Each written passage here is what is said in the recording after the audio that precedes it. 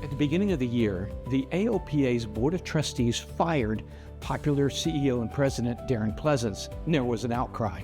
Many of us members, we were upset. We had lost faith and trust in the board's ability to guide such an important organization as AOPA that protects our freedom to fly for general aviation in this country. And then, well, some changes started happening. First steps and a member meeting where we got to voice our concerns. Well, Katie Pribyl, who is the acting co-president, has come down to the studio to chat about some of these concerns and what the future looks like for the AOPA.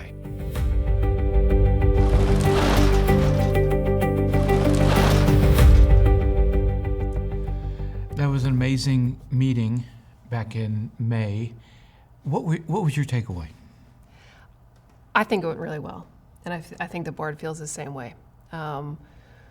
We were super encouraged by the engagement. I mean, members flew their own airplanes in, flew the airlines like you did, Dan, drove hours. Only because my 210 is down. I heard. For upgrades. Drove for hours, took time out of their work weeks, to come down to Frederick, and that's not lost on us, and I think it says a lot about how much they care about the organization. And I think it was another good step towards rebuilding trust. Inside the formal meeting agenda, we had opportunities to get member feedback, which is really important, but there was also a lot of other opportunities just to have conversations with members and engage. It was a gorgeous day. We were able to open up the hangar doors. The sun was shining. We had lunch in the hangar next door, and it was, I think, overall, just a great day for member engagement. And I also think that overall, or by and large, members are positive about the changes that the board has made. And I think, as we heard Luke say multiple times throughout the member meeting, they are very committed to making those governance changes and continuing to recognize where improvements need to be made and really doing what's necessary to ensure the future of AOPA. There were a lot of positive comments from members that showed up, but there was also some feedback, and I don't want to say negativeness. Well, yeah. What were you hearing from the members who weren't necessarily positive? No, I mean, I think the feedback was what we had hoped for. It was thoughtful, it was candid, and it was passionate. And that's what we wanted. And that's kind of a tough environment, right? You're in a hangar full of strangers, and members are sharing their candid feedback with us that in some ways was critical, and they expressed some frustration. But to your point, there was also a lot of members who wanted to talk about the things that AOPA was doing that was going well. So I think something that struck me and struck the senior leaders and the board is that, by and large, members recognize the importance of AOPA, and they're giving the board the space and the opportunity to make the changes the board needs to make in terms of governance and transparency and accountability and all those things that Luke talked about and reiterated over and over again at the annual meeting. A general consensus, if I there listening, was that there are some steps that are being made that are incredibly positive. Yep. And I 100% agree with that. And then there's a lot of wait and see. Yep. And I'm kind of in that camp too. Cautiously optimistic is how I would describe my take. Yep. But taking one issue like transparency, why not put out the membership number? Why not? I think about it this way. When I became a new parent, yep. I researched how to be a good parent. One of the things I read was that whenever you can say yes to your child, say yes. Mm-hmm. So why hold back on something simple like the membership number? Because for those that don't know, somebody stood up and said, well, about the transparency, well, why don't we know the membership count? And why don't we? So we've talked about that. Membership count about 290,000, which is a compilation of paid members and trial members and complimentary members. That's the first time I've heard that. So we talked about it at Sun Fund. It came out at the pilot town hall. Yeah, and it's come up in some other places as well. So and we talked about that, and also Luke and the board committed to a strategic plan, building a robust strategic plan process that hasn't occurred before. at Okay. AOPA. And that's something the board is very committed to. And that's going to have measurable KPIs, multi-year horizon on it, and accountability. And Okay. everything that the strategic initiatives that we do, and the initiatives that we have are going to be measured in the future against that strategic plan. And I think that's really important. It's going to be part of just that accountability and that transparency process. Is the strategic plan available? Can I see it? So we're committed, the board committed to building a strategic plan Building and it. building that robust process. And the new CEO is going to be a big part of building that, Oh, true, yeah. and developing that strategic Yeah, plan. you kind of have to line up that domino. Yeah. That makes sense. You mentioned that you're excited to see a lot of the members fly in and attend this member meeting. What about going forward? Will we see maybe the meeting hit a day when people can come, like a Saturday? Yeah. And what are the thoughts at this point? Yeah, for so that? we had a lot of discussion, the board had a lot of discussion about that after the member meeting, and that's, live streaming the meeting, the Yes. location and the timing of the meeting, electronic voting. Yes. Those are all things that are very much on the table, and that the board had discussion about in the board meetings immediately after the annual meeting. No decisions have been made there, but they are definitely in discussion. Okay, so going forward, we can expect to be able to live stream and log Well, there will in? be a decision on live streaming. decision and, on- okay. Yeah, and live streaming. No decisions, Well, it's final not- decisions have been made. Because that's not on that. today's technology, that's not a hard thing. No, And then, but probably a little bit more programming and harder would be the proxy voting. yes. You mentioned that not only the members standing up, but a chance to work the room. Yeah. I got a chance to talk to people I'd never met before, some of the other board members, and I'll say the good part, the bad part, all right? The two new board members are amazing. Yeah. And I will say that I talked to them in depth, and they are exactly what we need at AOPA Agree. to move this forward. So I'm super excited about that. I agree. I will say that I got to talk to one of the older board members, and I was very public that I voted no, and with the proxies I held. And after talking with him, I would still vote no. So he was out of touch, and I'm not, so I don't know why that we still have some of that. So I still think there's some things we need to work through, but just being, myself being transparent. Yeah. Which reminds me of a question. This is probably the first time ever that any board member had a no vote because nobody was really going before, and it was a real quick thing. Do you think that was heard at all? Because with the board controlling 41,000 proxy votes, 60 some odd no votes is not even a drop in the ocean. I mean, it's so minuscule. Yeah. Was that heard by the board, do you think? I do think it was heard by the board. But like you, I'm also encouraged by the direction the board is heading. Yes. I think Luke is a great choice as our Yes, chairman. I would agree. And like you, I'm super excited about Ryan and Peter Yeah. being on the board. And I think a lot of members probably don't realize that over half our board is new in the past 2.5 years. So we have Yes. 11 trustees, 6 are new since 2024. And I'm also really encouraged by the intentionality that the board is taking to board composition. So they sat down and they built a skills matrix. They listed Right. out the things that they think, are attributes and background that our board should have in order to be a really well-rounded board, in order to govern AOPA. And things like finance and legal, those are obvious ones, but also marketing Right. and IT and technology expertise. And so the board is definitely considering that. There's 2 additional slots, and they're considering that. They also heard from members through the bylaw feedback form and members like you who said, hey, I think this kind of background is important. I think these skills are important, like somebody that has, flight training experience. So the board is also considering that and also determining, what are some meaningful ways that kind of expertise can, be fed back to the board, and what are some of those mechanisms for that in the future. So very much part of the discussion.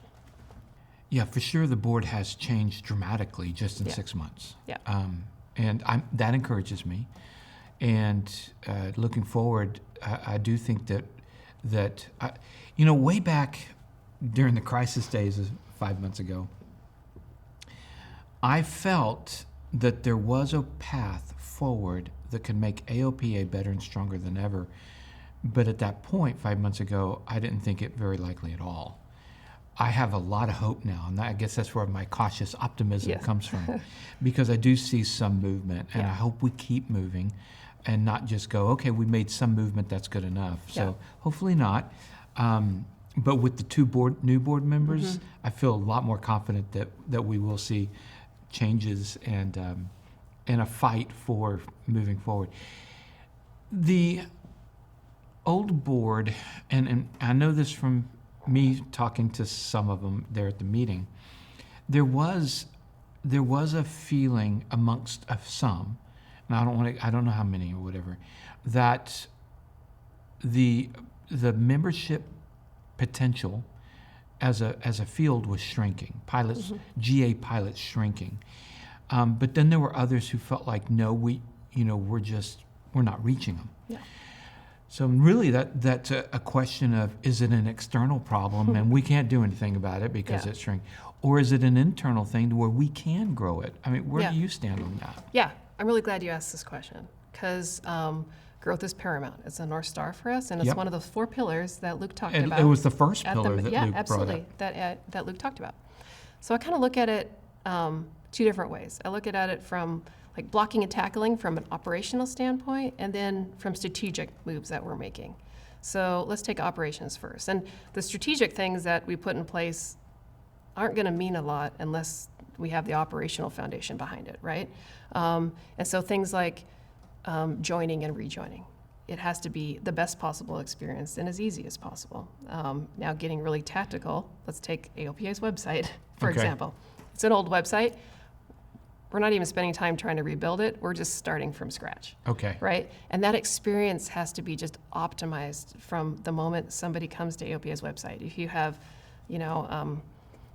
confusing navigation and a clunky checkout process, or an experience where you can't look at a simple web page on your phone, like people, go to your website and leave, they might never come back. And it's not just about helping people join or getting that conversion, it's also about the whole experience, right? So as a member, renewing your membership and also pulling up your benefits, easily figuring out how to contact the Pilot Information Center, pulling out your benefits as a PPS member. Something as simple as knowing and being able to find which credit card you have attached to your automatic renewal, right? Those are things that are just part of the optimized experience and really important. I'm using the website as an example from something we really need to optimize from an operational standpoint to make sure we can grow. So there's operational changes that we're looking at and making, like the website. And then from a strategic standpoint, there's 2 audiences that I think are really important. One you talked about, the new pilots and student pilots. Okay. That's one. CFIs are another one. Yep. Okay, so let's take student pilots and new pilots first, right? I think the goal is pretty straightforward there. We need them to think that AOPA was built for them. That's not the case right now, and that's helping pilots finish certificates and ratings, helping them figure out how to build time. We're getting a lot of questions about that lately. And then helping them figure out what their path in aviation is. A lot of them want to go to the airlines, but not everybody. Right. And so what are those opportunities in general aviation and in aviation beyond just going to the airlines? I was one of those pilots that went through general aviation on my way to the regionals. And the minute I could, get to the regionals, I took that job and didn't look back until I did. Right. And so I think what we need and we want to do, I think saying, young pilots, student pilots, young people just in general, just don't join associations anymore or just aren't joiners. I don't think that's an excuse we can use, right? That might be true. I agree. That might be true, but not something that we should rest on. So in talking about a lot of these pilots who are moving through general aviation to the airlines, that's okay, right? But I think what we need to do and what we need to do is help them realize the role that general aviation played along their path and the importance of general aviation in this ecosystem. So when they become that new professional pilot, whatever that may be, or later on in their career, they can look back and recognize the importance of general aviation and the importance of AOPA specifically, in that ecosystem. But that doesn't happen automatically. We have to be useful to them, like right now, in that early point in their career. So we've been doing a lot of work on that. So we've been doing a lot of research and saying, okay, what are those resources and benefits that those pilots could use from AOPA now, and putting a plan in place, building out those resource and benefits, what it will take from a cost perspective and a timeline perspective to build that out. So you'll see more of that in the future. But new pilots, student pilots is a huge focus. All right. So specifics on that. Do you have any you could give me? For instance, you talked about that being able to basically educate the student pilots, the new pilots, into what tracks and what career paths. Yeah. Do you have specific ways that the AOPA could help in that? We do, and we have those planned. I'm not prepared to talk about them exactly today. I won't tell anybody. Go ahead. But we will very much in the future.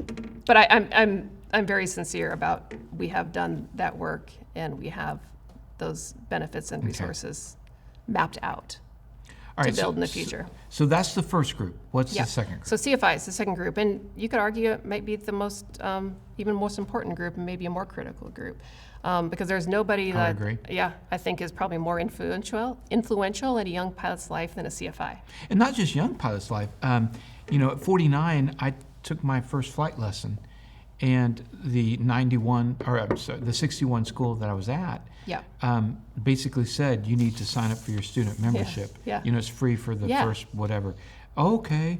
I didn't know anything, so I did, and that's how I became a member. Right, and exactly. I mean, CFIs, they help determine whether or not a pilot finishes their rating and how they view the community and aviation in general, and whether or not all this effort and time and cost is worth it, right? And we believe that if a CFI believes in AOPA, their student will too, to the point you just made. But we have to provide those benefits to CFIs first. What are some benefits that you can provide to CFIs?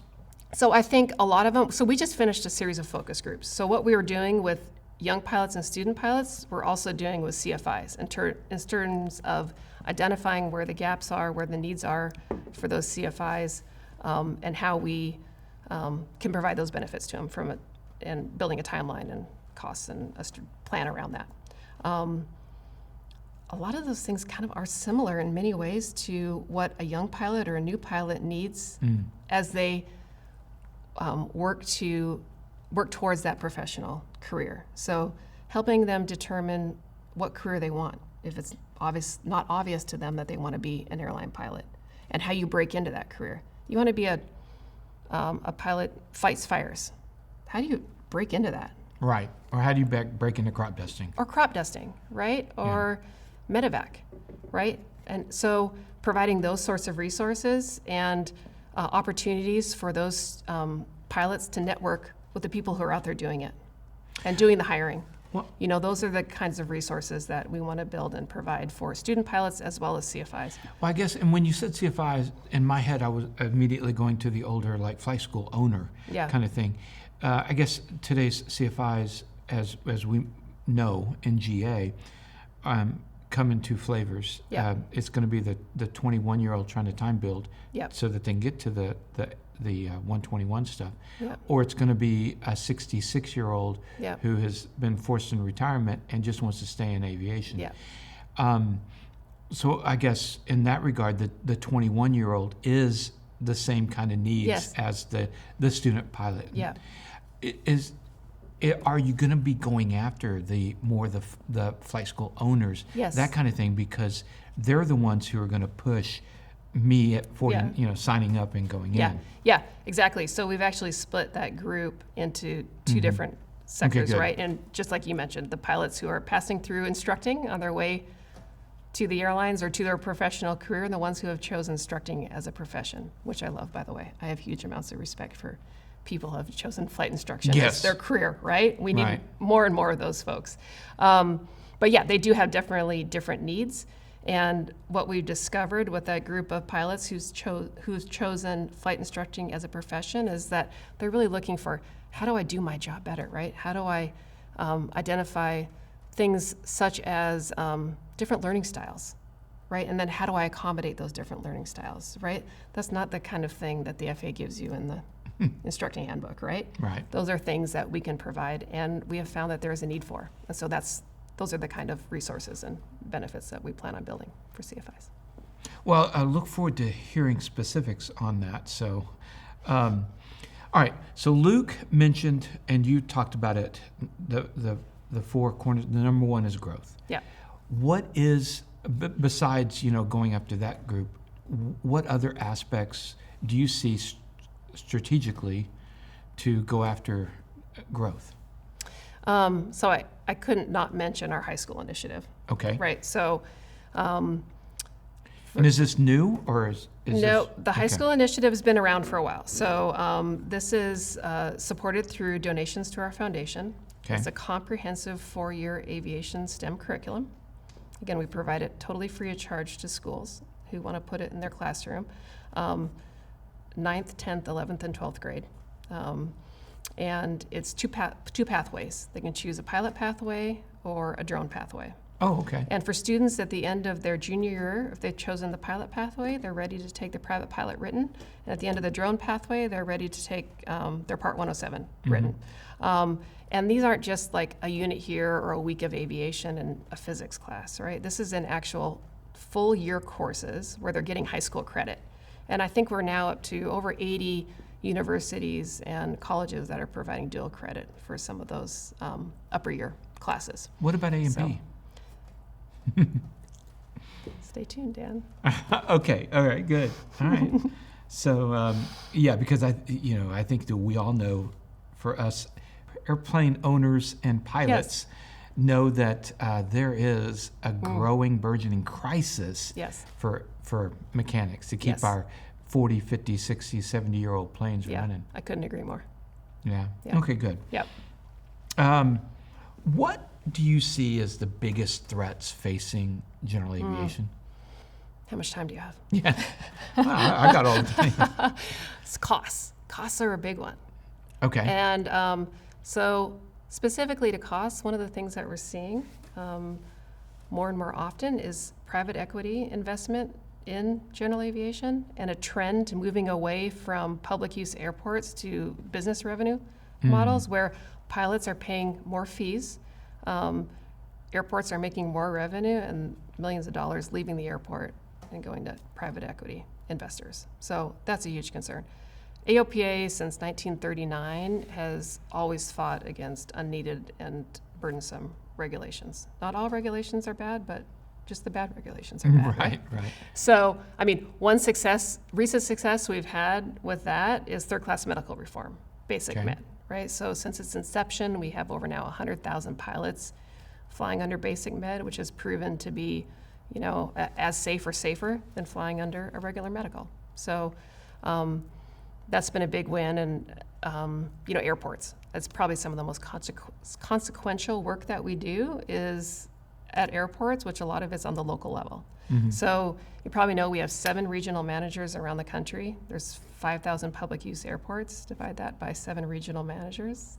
Right? Yeah, I mean, I do hear occasionally. It's a lot of coverage. Yeah, and you hear occasionally the disgruntled former member who says, my airport needed AOPA, and where were they? Yeah. So I know. I hear that too, and it's frustrating. It's frustrating mostly for our regional managers. But if you think about having hundreds of airports kind of under your purview in a single area, every day is triage. One of the best grassroots networks I think that is out there is our airport support network volunteers. We have over 2,000 of them around the country. There's our eyes and ears that are reporting things coming up or, potential issues at airports. They report those back to our regional managers, but our regional managers are taking in hundreds of those a day. So it's constant triage. And so yes, unfortunately we can't get to all of them, but we have to prioritize the ones that are most critical, the most, important on a daily basis, quite literally. So those are big issues like cost, regulation, airports. And I think sometimes it could feel like death by 1,000 cuts. We want to avoid that, right? I mean, it's even issues like DPE, designated pilot examiners, right? So that's an issue that we've been working on now for a number of years. We've made some progress there. We've had over 300 new DPEs put in place in the past 2 years. But Okay. we think we probably need 10 to 15% more still. some of them in very specific regions around the country where there's, Right. not enough. Our goal is pretty simple. We want every pilot who's ready for a check ride to be able to get one in 14 days or less. You know, Okay. So in the last FAA bill, we were able to establish a FAA oversight, a DPE oversight and management office, and every month our government affairs team is meeting with the FAA DPE team. Is the holdback on the number of DPE, is the biggest holdback just the FAA has they have a DPE person who manages, Yeah, supervises the DPEs, and they can only have X number of DPEs that they can manage before it's too much. Is it just getting more of those people in? That's actually really apropos. Actually, you say that. So about a week and a half, 2 weeks ago, Leon Jackler, who's our VP of State Affairs and Airports, and I flew to Bay Bridge Airport and visited Helen Woods and her team there at Chesapeake Sport Pilot. And they brought an issue to our attention where now through this new process, DPEs are having a harder time renewing and getting reinstated because of this region that they're in and the resources that the FAA has to renew these pilots somebody on quits or moves right, on. exactly, right? And so we're adding new DPEs and they're falling out because of the friction, related to renewing them. So that was an issue that we met with Helen Woods on. Really appreciative that she brought that to our attention, and we're digging into that right now to make sure that doesn't happen because we're putting them in the funnel. We don't want them trickling Right. out, so. Well, you mentioned cost, and I think that is real, and it's especially when you look back. I've heard, I kind of came to aviation later than some, and back in the good old days, it was percentage-wise, it was less expensive to get into general aviation than it is today. And I think you're absolutely right. It's a death by a thousand cuts. Now, dovetailing that in with the DPE conversation and cost, some people have a strong criticism of the amount that DPEs charge for their different check rides. Yeah. Now, me personally, my position, I know some DPEs, and I know that their day job, oftentimes they have to take a pay cut to do a check ride. Yeah. So I understand that, but where does AOPA stand on the fees that DPEs are charging? So they can be up to $1,000 to take a check ride. Or more. Yeah, that's too much. Yeah. Yeah, we think there needs to be some standardization around that. Okay. Yeah. What will it take to get that across the finish line? I'm not certain specifically as to that right now. Again, it's conversations we're having. I don't have specifics on that. Right. So we just, Yeah. it'd have to be battled, Yeah. I guess, at the FAA level and yeah. all that. Yeah. All right. So what is the summer going to look like for AOPA? All right. Well, AirVenture is coming up, right? So let me back up. We just finished our annual meeting.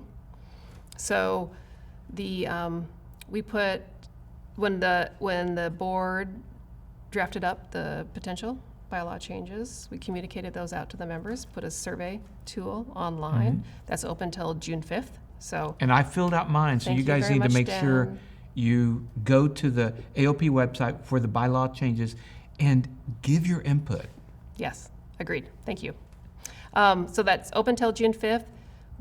We have been, and we will read every single piece of feedback we get back from that. And then, then the board has work to do, right? To finalize what those proposed bylaw changes will be, which the membership will be able to vote on later on this year. So Okay, work so to later be on done. this year. Yeah. So you're anticipating that the bylaw changes will be in place before the next election, board election, Yes. next May. Yes. So, yeah. Oh, yes. Yep. Yep. Okay. We anticipate sometime this fall Okay, good. that we will have another meeting and board members will be voting on those proposed Okay. changes. All right. That will be written as a result of a lot of the feedback that we've received from the board members at the annual meeting and through that bylaw feedback form. There's a CEO search going on. There is. So, yeah, yeah. So, any That's a new focus. announcement you want to make right here? No? No new Okay. announcements, but we have a firm that is in place. They're having initial conversations. There's a process. There's no timeline to that. I know the priority is to get the right person, not Right. do it quickly. So that's in process. AirVenture is coming up. So we love AirVenture. I mean, it's our work with EA and collaboration with EA is important, and they just do such a great job with AirVenture. It's a great place for us to engage with members and, see a bunch of members. So that's a key focus for us. And we'll go into the fall, and all sorts of events planned for the fall. We have a career expo coming up this year for the first time. Of course, we have the High School Aviation Symposium, which is the only one of its kind around the country, where we have a symposium and networking specifically for people who are teaching aviation in classrooms. So events like that. We have an AOPA Member Appreciation Week we're planning for the first time in August as well. So lots of stuff that we continue to work on. And of course, all the things that we're doing in the background that I talked about from an operational perspective. So rebuilding the website, our social media, and the resources that we're putting into social media and influencers. So. At AirVenture, will you have? Will there be any meet and greets with any of the board members? So we are planning that. So there'll be a pilot town hall on Wednesday. The Okay. board will be there and participating in that. And literally, we're having conversations about, somebody mentioned office hours at the annual meeting. It's actually a term we're using now, and we're going to. Office hours. Yeah, we will publish times where the board will just be at the AOPA campus and available to meet with members. And Oh, you mean at and the have- campus? That's Yeah. that's not just the week of AirVenture. That's any time. no, that's at the week. That's at AirVenture. Oh, so the campus office at, hours. Yeah, okay. I'm sorry. Not the campus in Frederick. Okay. AOPA campus at AirVenture. Okay, We'll have gotcha. office hours with board members. I like that because I think it was really beneficial at the member meeting to be able to talk to some of the Yeah. board members. Yeah. I just thought that was great. So And they found it beneficial too. good, Yeah. good. Yeah. All right. So that's kind of the short term. What about a little bit longer? The next 1, 2, 3 years. I know that we're working on a strategic plan. Yep. And but where do you see AOPA going?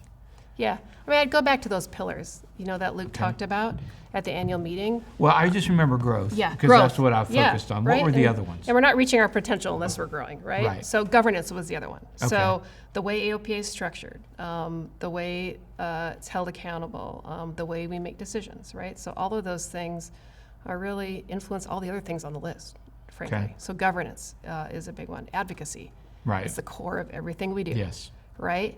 AOPA protects your freedom to fly, full Yep. stop. We are aviation's boldest defender on the Hill, at the state level, and the local level.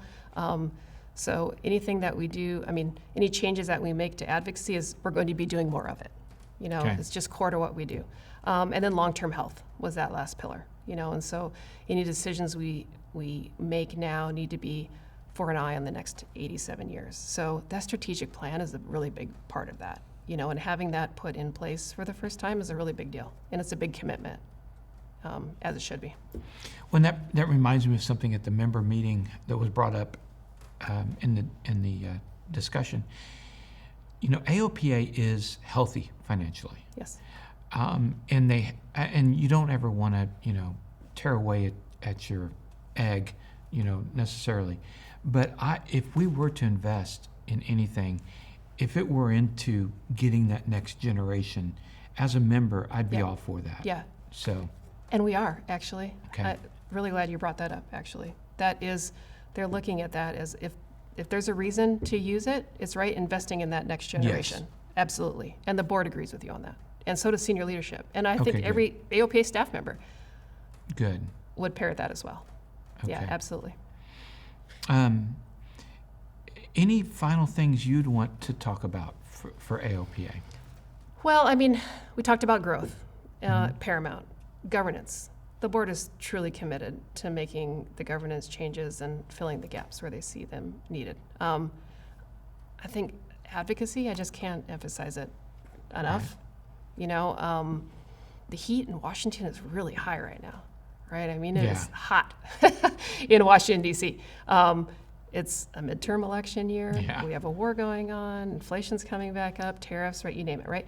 And AOPA or I mean, I should say aviation or general aviation, is being affected like a lot of other industries are. We didn't really talk about it today, but my background, I was born and raised on a cattle ranch in Montana, right? So cattle, raising cattle and ranching is something I pay a lot of attention to. And every morning I get up and I read, the aviation newsletters and the cattleman newsletters, and the issues are different, but the themes are generally the same.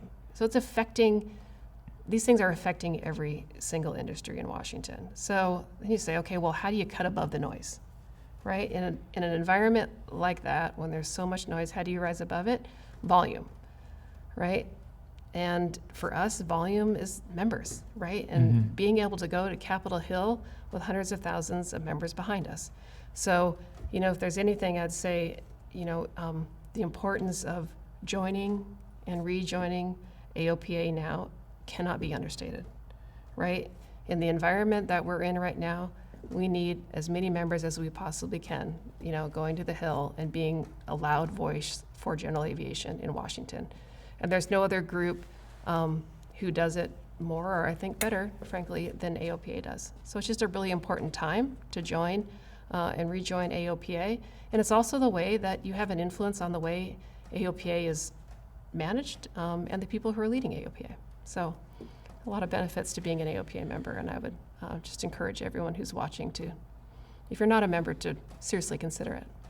I would agree that it is critical for general aviation that we have a strong organization, that we have a strong AOPA.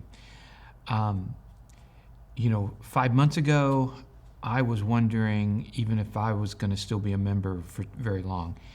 And I will say that I'm, like I said, cautiously optimistic. I appreciate the steps that have been taken so far. I'm cautious in that because I want the steps to continue. Yeah. So I'm afraid that if I praise you guys too much, then okay, we're good, and it's not. We've started on the journey to where we need to get for transparency, trust, all that. Yeah. So I say all that saying, yes, it is so important that we have a strong AOPA. Yeah. So I agree with you 100% on that. Yeah. I've traveled international. I've flown GA in other countries, and it is, when you do that, it's a light bulb going off as to how good we have it here, and it's because of AOPA through, since 1939. Decades of stuff. So yeah, it's important. I guess that's why we're all passionate, even those that are disgruntled. Yeah. We're passionate because we do see the importance of it. I think it's a really good sign. Yeah. We'd be in real trouble if this there had was happened. apathy. And apathy completely, Yeah. right?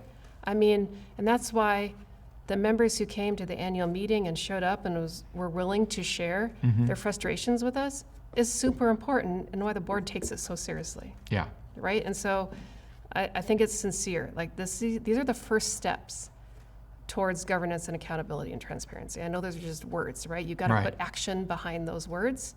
I think Luke and the board understand that and get it. And Okay, well, I look forward to this summer of seeing more steps. Yes. And, all the stuff that we've talked about. So, Katie, thanks so much for taking time out to come down from, AOPA to here in Fort Worth to do this. Well, thanks for having me. It. And thanks for your continued support of AOPA. It's important. And thanks for holding us accountable.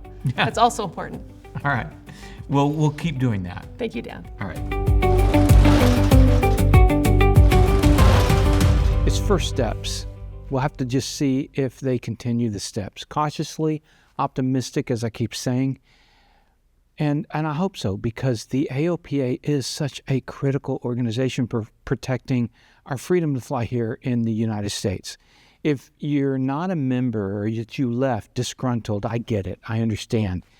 But stay in the fight. I urge you to go ahead and rejoin if you left, because it's the only way that we can help have a voice in molding this critical organization. You can't have a voice if you're sitting on the sidelines, outside the stadium even. So join, be a part of it. I'm not being paid by AOPA. I just think it's that important to maintain our freedom to fly.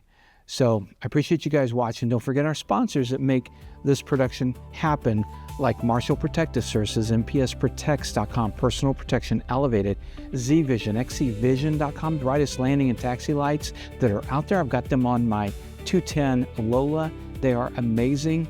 And of course, Flying Eyes. These are the best glasses under helmets and headsets. So comfortable, and the thin patented frames prevent a lot of noise leakage into those headphones when you're in the flight deck or cockpit. So go to flyingeyesoptics.com/takingOff10. You'll get 10% off. I appreciate you guys, and we'll see you next time.